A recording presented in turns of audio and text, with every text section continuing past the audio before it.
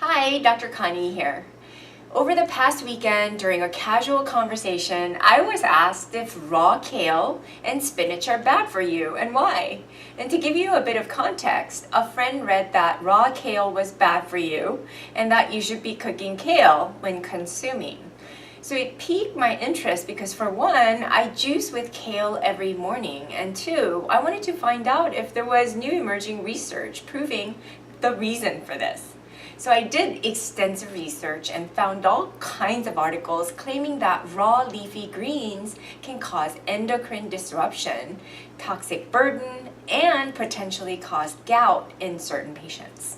I then went deeper and looked into the medical research on this topic, and like anything else, found a plethora of information that was all over the map. Not one single study I found had a direct cause and effect. Instead, the assumption was derived from extrapolated facts that can be misleading. Then I thought to myself, not everyone who reads on the web can triangulate this information to make an informed decision. So today, I wanted to talk to you about toxins and their impact on our health. I can tell you right now, raw kale is not the enemy. So are we really what we eat? Well, we are much more than what we eat. We are what we eat, what we drink, breathe, touch, think, and what we can't eliminate. That's key.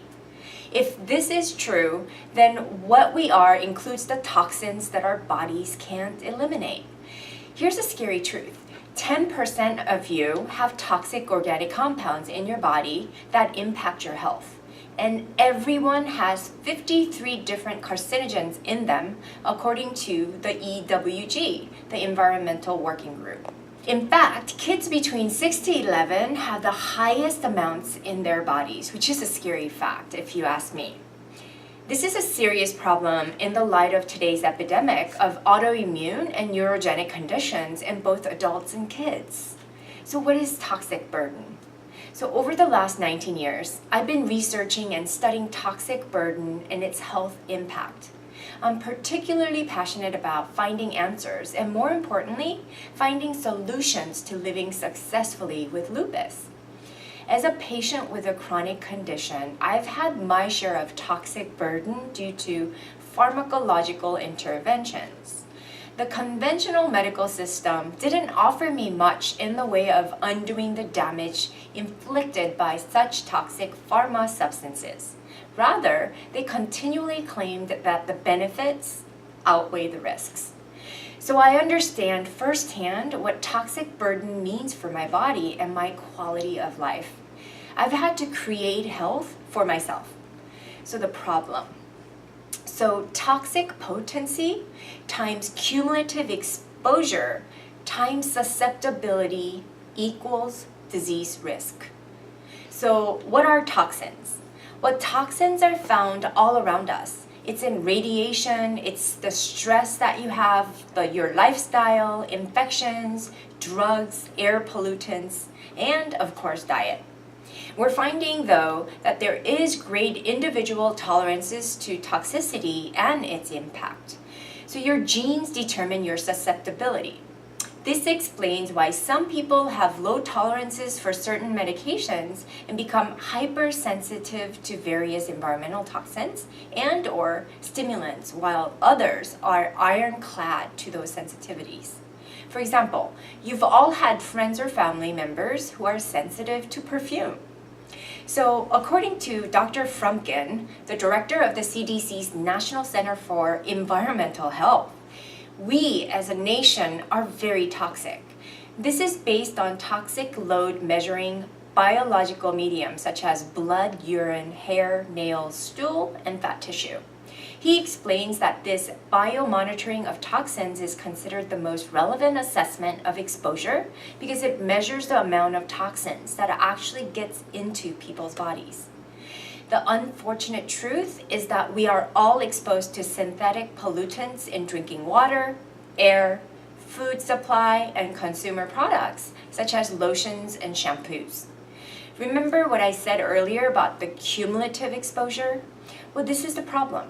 The exposure can alter our genes and trigger the disease process. And again, what we don't eliminate stays with us. So let's talk about detoxification. Detoxification is essentially taking a fat-soluble compound and making it water-soluble in order to eliminate it from our body. Although in our bodies, it's much more complex than that.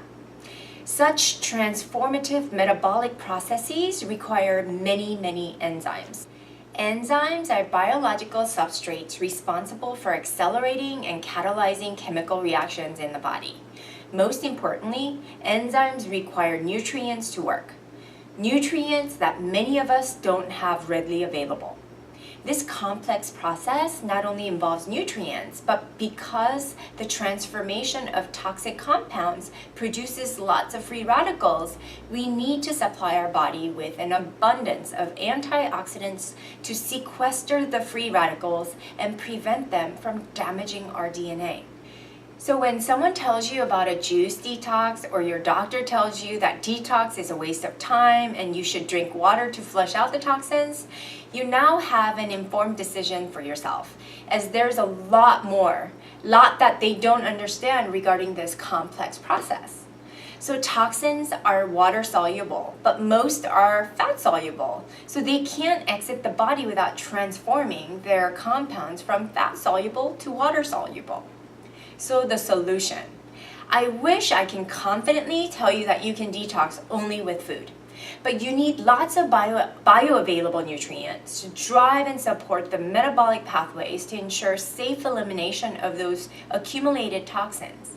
Many times, the amount of nutrients cannot be obtained from food alone. Therefore, supplements are necessary for this short term. This is the reason why I've created 4 different levels of the Alkaline Detox. And because it's so effective, I've also created a comprehensive program which you can complete in the comfort of your own home.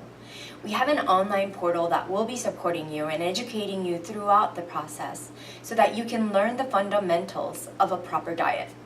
The initial detox phase will require an alkaline elimination diet, complete with various supplements and shakes. Then you'll learn how to introduce the foods that you eliminated in the proper order and assess your symptoms to determine your sensitivity to those foods. Then we can properly establish a food plan that's right for you.